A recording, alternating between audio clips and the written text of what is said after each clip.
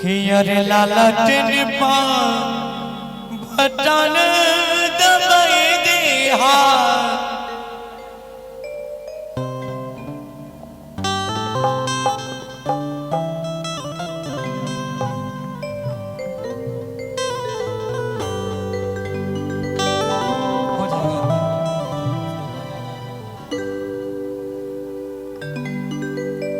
कि लाला टिन पा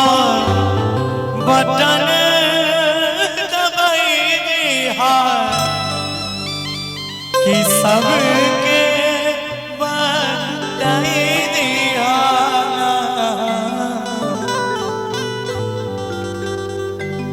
कि भैया तेजस्वी के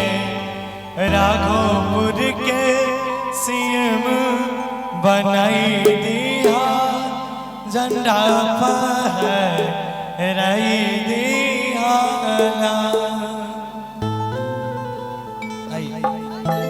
अरे भाई यार आप गाइए गाइए नहीं गाइए आप ही गाइए